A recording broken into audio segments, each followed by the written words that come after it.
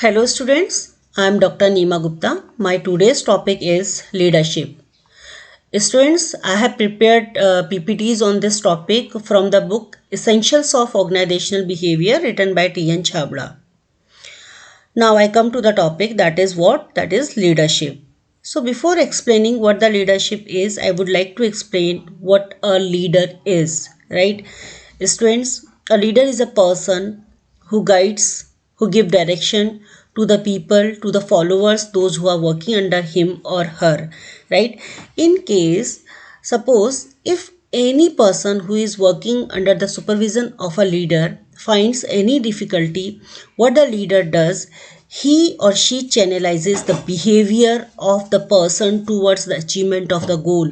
And now the question arises, how does a leader channelizes or give a direction to the behavior of a subordinates, right?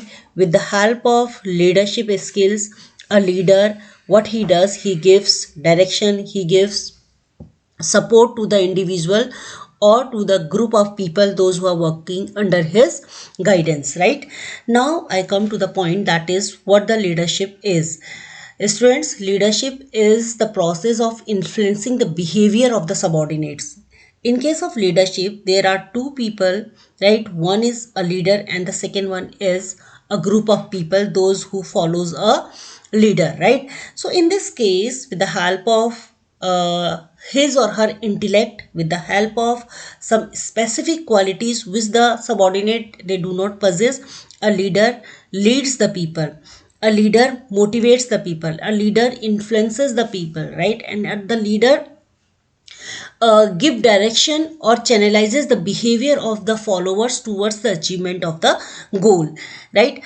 So leadership is what? Leadership is the action, right, which a leader takes to influence the behavior of the people or to give the direction to the people towards the achievement of the goal. So this is about what? This is about the leadership, right? Now I move to the next slide, that is nature of leadership. Students, basically there are various characteristics a leader possesses in the organizations, right? The first nature or the characteristic of leadership is it's a process of influence. That point I have already explained in my first slide, right? Leadership is what? Leadership is the process of influencing the behavior of the people. Now the question arises, how does a leader influence the behavior of the individuals or of followers, right? In this case, if a leader wants to influence the behavior of the followers, he or should be more intelligent, right? He or she should have good experience over the subject matter, right? Over the things on which he or she is going to guide the people, right? So with the help of his behavior, a positive attitude, with the help of his intellect, right, a leader influences the behavior of the subordinates. Suppose if the subordinates are not influenced by the behavior of the leader, right, what they do, they start stopping, right? They start stopping to follow the leaders in the organizations, right? So in this case, that's why it is called that it is the process of influence. Second is, it involves the interaction between a leader and the follower. It's very true, if the leader and the followers they will not be having frequent interaction with each others, right, then the goal will not be achieved, right? In this case, a leader should be frequently a leader should frequently interact with the followers in order to know what they have done and what is left to be done, right? If the leader will not interact with the followers frequently, then he or she will not be knowing what their followers are doing. And if we talk about the interaction of followers with the leader, that followers should also interact frequently with the leader, because if the goal which is set by a leader and assigned by a leader, if they will not tell the feedback what they have done, what difficulties they are facing while achieving their task, then the goal will not be achieved within a stipulated time period, right? So in order to achieve the organizational goal within the time, there should be a frequent interaction between a leader and the followers. Now the third one is, it involves achievement of common goal. Students, Here common goals means the goal of individuals as well as the goal of the organization, right, should be the common, right. In this case, if the individual's goal and organization goals will not be a common goal, right, so what will happen, the organization's ultimate goal will not be achieved. So in this case, how does a leader makes individual's goal and the organizational goals as a common goal? You know what role a leader plays to make the goal of individual as well as the organization as a common goal by reconciling the individual's goal with the organization's goals. Because what happens whenever the person who joins the organization, every individual is having his or her own goal, right? What is the basic goal of the individual? That is to earn handsome amount of salary or to get a promotion in the organization, and the ultimate goal of the organization is profit maximization, right? So in this case, this is the duty or the responsibility of a leader to reconcile the goal of the individual with the goal of the organization. If organization earns some profit, then the organization has to share some part of the profit to the individual in the form of salary increment, in the form of incentives or bonuses, right? So by this way, a leader makes the common goal, right? And the next point is leadership is related to a situation. This is also very true. Leadership does not exist independent of each others. There is always a overlapping of various leadership styles, right? In this case, you know, the leadership styles changes as per the demand of the situation. Suppose I'm just giving the example. Suppose if the employees, those who are working in the organizations, right, they do not want to do anything, they have capability to do but they are lethargic, right? So in this case, you know what the leader does, he exercises the autocratic type of leadership style, right? By punishing them, give them punishment. What a leader does, he asks people to do whatever he is demanding from the followers to perform in the organizations, right? And suppose the followers are not capable enough, right? So in this case, leader again exercises the autocratic leadership style. He gives instructions to the people and he expect them to perform what he is asking them to perform in the organizations. And suppose if the followers are capable, right, they are equally intelligent, so in this case, what a leader does, he doesn't exercise the autocratic leadership style. He that time he exercises the participative leadership style, because he knows if he or she will exercise the autocratic leadership style, the people will not listen, right? If the employees, those who are intelligent, are not getting chance to participate in the decision making process, then they will leave the organizations. So in this case, what a leader does, he invites people to participate in a decision making process. He entertains their ideas, right? He discusses the ideas with the people, and on the basis of the discussion, right, he makes the best decision. So that's why it is called the leadership style is always related to a situation, right? Because on the basis of the demand of the situation, the leader changes his leadership style, right? Again, another example is, I can take the example of R&D department. In R&D department, the leader cannot exercise the autocratic or participative leadership style, because sometimes the leader is not having the technical knowledge, right, which the R&D people are having. So in this case, what the leader does, he uses the free rein type of leadership style. He makes the boundary and he tells people to perform your task, right, within the boundary. Employees are not allowed to cross the boundary, right? Boundary here means what? Rules and regulations. They are not allowed to break the rules and regulations. So within the rules and regulations, employees are free to perform whatever they want to do in the organizations. Like in case of schools and institutes or universities, teachers are free, right, to teach what book they are using, to teach the students what material they are using, right, how they are using, right? The management, what he does, he simply makes the rules and regulation. Within the rules and regulation, the teacher teaches the students, right? So what is going on here? The leader is using the leadership style as per the demand of the situations, right?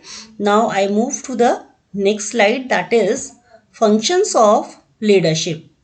There are various types of functions a leader performs in the organization. Number one is setting goals. In this, a leader sets a goal, right? The goals are set on the basis of the strength and weaknesses of the employees. The employees, those who are capable enough, right, are assigned with the higher targets, right? If the employees is capable enough, right, what a leader does on the basis of the capability, he assigns the higher goals and objective, he sets the higher goals and objective for the capable employees, right? यहाँ पे ये लग रहा है कि अगर मैं capable हूँ और मुझे ज़्यादा गोल मिल रहा है, it means what means leader is also thinking or also making a career planning for the capable employees, because he is assigning the challenging task to the competent employees, and the competent employees are also getting the opportunity to get the promotion in the organization by performing those challenging tasks, right? So the tasks or goals are set on the basis of the capabilities, and these are assigned on the basis of their competencies, right? Next is and again, after assigning the goals, the leader takes the feedback, or also takes the status, right? What they have done, what is left to be done, whether they are facing any problem while achieving their task or not. Second is organizing. Organizing here means what? Assigning appropriate tasks to the appropriate individual. So on the basis of the capabilities, on the basis of the specialization which a person is having, the leader, what he does, he assign the task as per his capability, right? Next is motivation. Motivation means what a leader does, leader gives a direction to the behavior of the subordinate, so that the subordinate can achieve the goal of the organizations, right? He channelizes the behavior of the subordinate towards the achievement of goal by giving some reward in terms of monetary and non-monetary. A leader motivates the employees in the organizations, right? So with the help of monetary and non-monetary reward, the employees, they feel highly motivated towards the achievement of the goal. If they perform well in the organization, the leader give the reward in terms of salary increment, promotion, transfer, right? Next is coordination. In this case, with the help of reconciling the individual goals with the organization's goal, right, a leader brings a feeling of coordination in the organizations, right?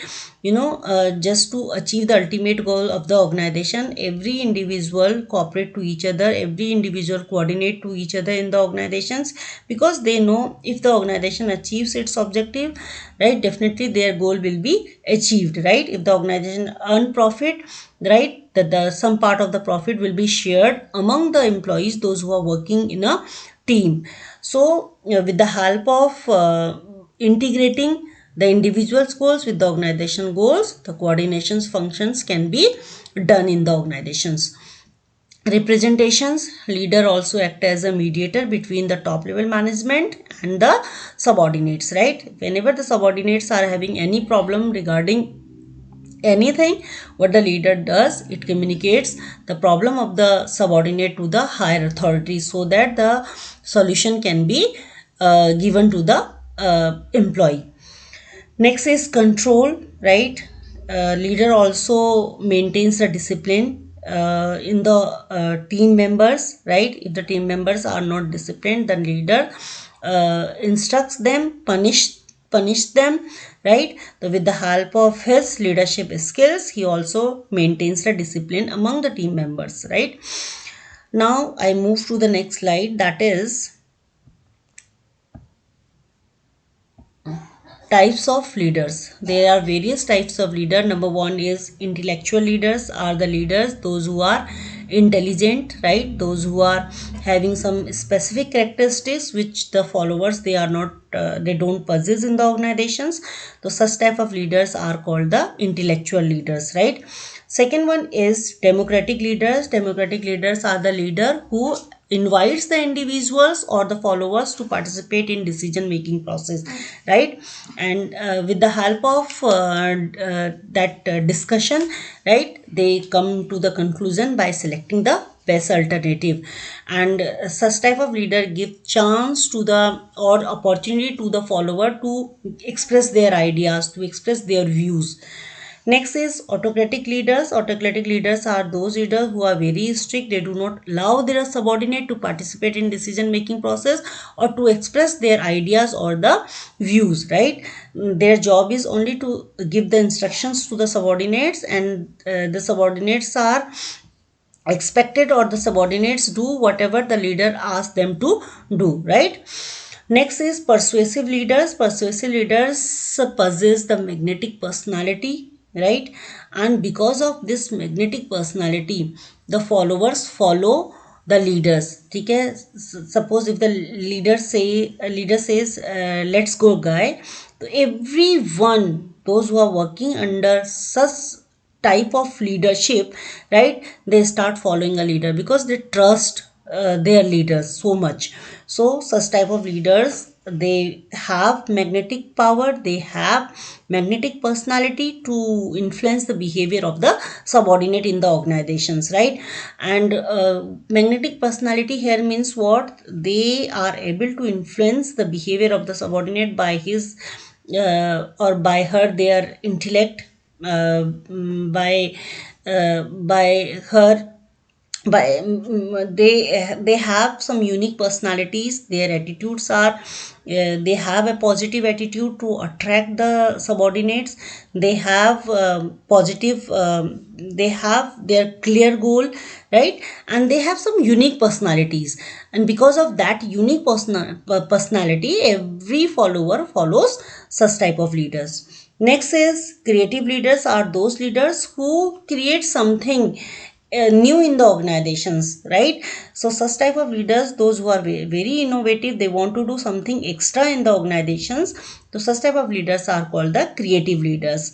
Next is institution leaders. Institution leaders are those leaders who actually hold the position in the organization because of the hierarchy, right? Because of the the position is given by such type of leaders. They get the position which is given by the organizations, right? So the leader who exercises the command over the follower just because of the position which he holds in the organization. So such type of leaders are called the institutional leaders. Means organization इनको power देती है, authorities देती है और एक position देती है कि आप अपने subordinates को गाइड करो और उन पे अपनी कमांड को एक्सरसाइज करो. तो such type of leaders are called the institutional leaders. Now the next is styles of leadership. There are basically three types of leadership styles in the organization. Number one is autocratic leadership. Number two is participative or democratic leadership. Three is freewheeling leadership.